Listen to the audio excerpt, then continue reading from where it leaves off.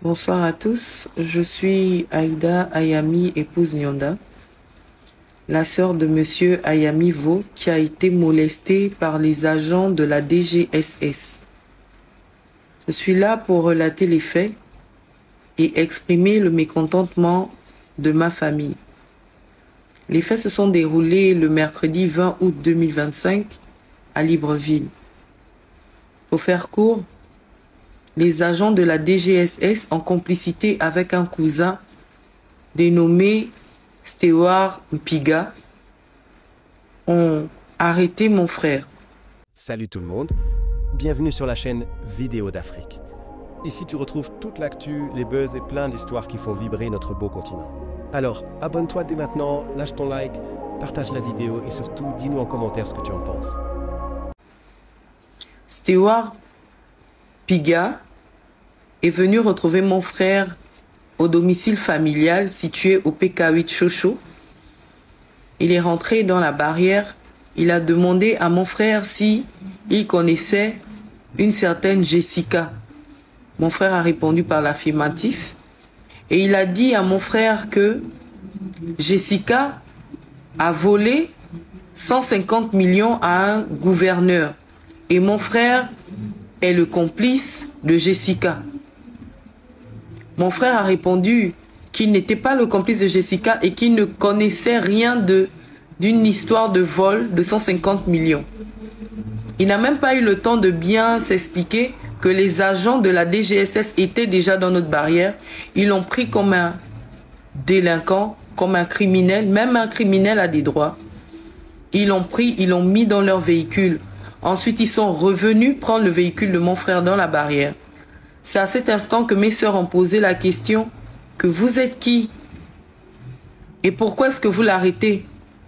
Ils ont répondu à mes sœurs que on l'arrêtait parce que une jeune fille a assassiné quelqu'un du côté de Port-Gentil et mon frère était en contact avec cette fille. Donc on le prenait pour des compléments d'enquête. Ils ont démarré le véhicule de mon frère, ils sont partis. Ils étaient nombreux. Plusieurs véhicules sont venus l'arrêter. Les agents sont rentrés en noir. Ils n'ont pas décliné leur identité. Donc on ne savait pas où est-ce qu'on pouvait retrouver mon frère. Ils ont pris mon frère, ils sont partis en catimini.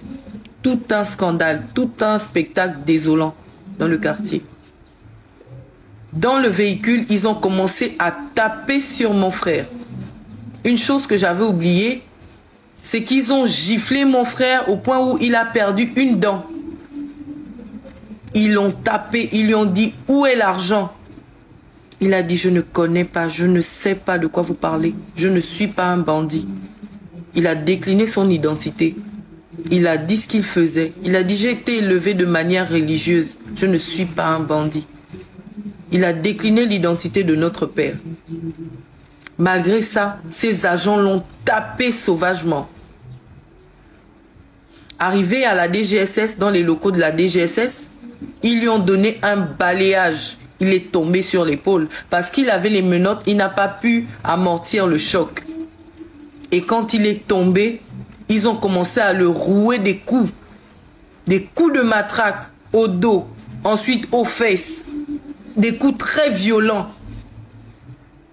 Il me dit que ce qui l'a le plus choqué, c'est la manière dont l'un des agents l'a étranglé. Il a cru qu'il allait mourir. À ce moment-là, il a dit « Seigneur Jésus, je vais mourir pour une histoire que je ne connais pas. » Et l'un des collègues de gare qui l'étranglait a dit « Joe, arrête. Arrête, arrête. Écoutons d'abord le frangin. » Et mon frère a dit, je ne connais pas cette histoire, je vous jure sur la vie de mes enfants. Je ne connais pas cette histoire. C'est vrai que je parle avec Jessica par téléphone, mais on n'est pas en contact physique. D'ailleurs, elle habite dans une autre ville. Elle n'est pas à Libreville, elle est venue à Libreville juste passer des temps avec son compagnon et ensuite il devait repartir. Et mon frère n'était même pas au courant de tout ça. Et là, mon frère dit que s'il y a quelque chose que je peux faire pour que vous mettez la main sur elle, si elle a réellement volé les 150 millions, je suis prêt à coopérer. Pendant que mon frère est en train de parler, il aperçoit la copine de Jessica dans les locaux de la DGSS. Il dit que mais D'ailleurs, voici sa copine qui est là. Sa copine avec qui elle vit. Et là, on met mon frère dans une salle avec la copine de Jessica et le petit-fils du gouverneur. On montre à mon frère la vidéo dans laquelle Jessica est en train de montrer de l'argent. Il y avait de l'argent dans un sac et Jessica était avec le monsieur. Le monsieur était en débardeur et calcif et Jessica dansait, elle se trémoussait. Elle a pris l'argent dans le sac, elle a exhibé l'argent. Et sa copine était en train de dire certainement elle a déjà fui par le Cameroun. On a demandé au petit-fils du gouverneur d'essayer d'appeler son grand-père.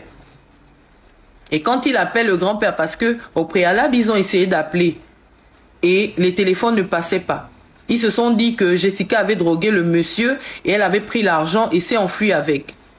Donc, le petit-fils a essayé d'appeler le grand-père. Là, quand il appelle, le téléphone du grand-père sonne et il décroche. Le petit-fils dit « Allô, papy? Tu es où? On te cherche depuis hier. Je suis à la DGSS. Tu es où? » Le grand-père lui répond que vous me cherchez pourquoi? Je suis à Libreville, vous me cherchez pourquoi? D'ailleurs, je suis occupé. Il raccroche. On demande à la copine de Jessica d'appeler sa copine. La copine appelle, le téléphone de Jessica sonne, elle demande « Allô, man, tu es où ?» Jessica répond que je suis en train d'aller en Nzeng, je suis avec mon gars. La copine raccroche. C'est à ce moment qu'ils regardent mon frère, ils comprennent qu'il n'y a pas eu vol de 150 millions. C'est juste une jeune fille qui a décidé d'exhiber l'argent de son compagnon et elle a envoyé la vidéo à sa copine. La copine, dans sa malhonnêteté, a envoyé la vidéo à un agent de la DGSS qui est son frère pour qu'on mette la main sur cet argent. Pour que les agents mettent la main sur cet argent. Ils ont demandé pardon à mon frère. Vraiment, nous sommes désolés. Vous êtes libre. Vous pouvez partir. Mon frère est arrivé. On s'est vu, je paraphrase. Quand j'ai regardé mon frère, mais les hématomes sont incroyables. Ils ont tapé mon frère comme si c'était un animal. Même l'animal, même à l'animal, on ne fait pas ça. Des hématomes incroyables. Et ce n'est pas la première fois qu'ils le font. Ils l'ont fait avec mes deux frères, Loli et Guelor, en 2023. En fin 2023, ils ont kidnappé mon frère, mes frères. Tout le monde a vu ça sur la toile. Ils ont kidnappé mes frères pendant 13 jours. On ne savait pas où ils étaient. Ils ont torturé mes frères. Et quand on les a relâchés, on n'a pas porté plainte. On a laissé l'affaire tomber. On a molesté mon oncle, Gaëtan Ayami, parce qu'il revendiquait ses droits. On l'a rasé comme un bandit. Rasé les sourcils, rasé les cheveux. Tout le monde a vu ça sur la toile. On n'a pas parlé. On s'est tué. Là, cette fois-ci, ils refont encore la même chose, dans la même famille, dans la même maison. Nous ne sommes pas des bandits. Nous ne sommes pas dans le gouvernement. On n'a jamais eu un poste. On n'a jamais détourné l'argent du Gabon. On n'est pas des personnes connues. Mais nous sommes obligés de nous exposer dans les réseaux sociaux parce que à chaque fois, on oppresse notre famille. Et ça, nous disons non. Nous voulons que ça cesse au Gabon. Cette manière de faire doit cesser. Vous n'avez pas le droit d'interpeller les gens. Vous n'êtes pas sûr. Le gouverneur n'a pas porté plainte. Le gouverneur n'a pas porté plainte. Il est venu reconnaître à la DGSS que cet argent n'a pas été volé. La fille qui a fait la vidéo, c'est sa compagne. Parce qu'après, ils sont allés prendre la fille. Ils l'ont aussi agressée physiquement. Ils l'ont emmenée dans les locaux de la DGSS. Ils lui ont demandé l'argent.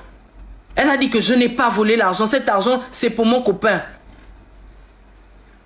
On a emmené, on a appelé le copain. Le copain est venu reconnaître qu'il n'y avait pas eu vol. Et que cette demoiselle est sa compagne. Mais le mal avait déjà été fait à mon frère. Le mal avait déjà été fait. Il faudrait que ça cesse. Cette manière de faire de la DGSS. Nous ne sommes pas d'accord. Il faudrait que ça cesse. Il y a tellement de bavures et rien n'est fait. Aucune justice. Aucune justice. Nous ne voulons plus, nous ne voulons pas de dédommagement. Nous ne voulons pas parce que ça ne sert à rien de m'appeler pour vouloir arranger les choses. Le mal a déjà été fait et nous allons porter plainte. Il faudrait que ça cesse. Nous allons porter plainte même à l'international. Trop, c'est trop. Ces agents vivent dans l'impunité. Mais jusqu'à quand?